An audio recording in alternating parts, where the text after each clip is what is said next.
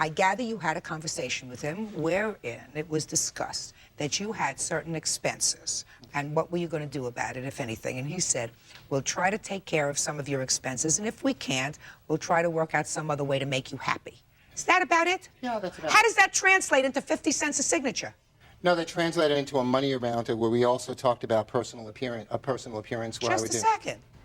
Was there any time frame with regard to this personal appearance? I emailed Kramer on July 10th, and he responded saying, let me know the date and time. So did you tell him? Did you give him a date and time? I did, but he was, well, Just no. a second. No, not a definite one because he was out of town. So did you give him a date when you wanted him to appear and give him sufficient time so that he wasn't doing all this traveling so he could appear for you? The answer is either yes or no. Yes. And when was that?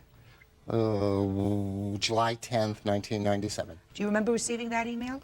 I may have, Your Honor, but as Mr. Ruzzi said, I had been traveling a great deal. But, you know, one thing I'd like to make clear now, the dispute that he claims is about these signatures. But I'd like to just enter into evidence, if I may, some of these sheets of signatures. Listen to me. You don't have to bother, because I find that there was no agreement with regard to payment for signatures. Well, even if there was, the signatures are totally invalid. There are 15 signatures on our page. Every one of them is women.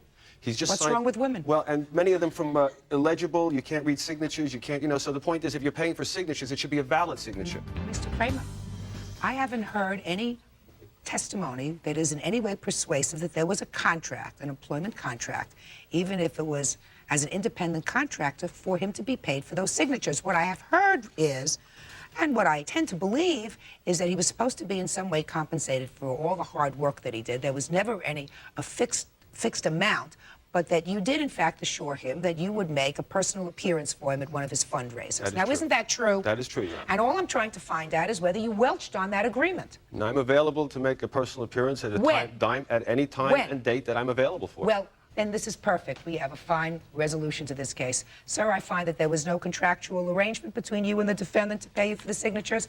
However, I do find that he did agree, either through himself or through his manager, to compensate you for some out-of-pocket expenses, and you agreed to take the services of Mr. Kramer in compensation or in lieu of the dollar amount, and Mr. Kramer has indicated that he is prepared to follow through with that. So it's been a pleasure meeting you. I wish you continued success. Your case is dismissed. Thank you. Thank you. Step out.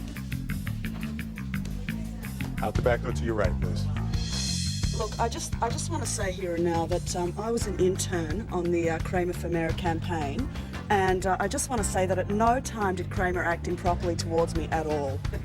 Okay, I just want to make that very clear, because we are in a sort of a semi-legal, semi-media setting. I just want to make that clear. No soiled clothing of any kind, nothing.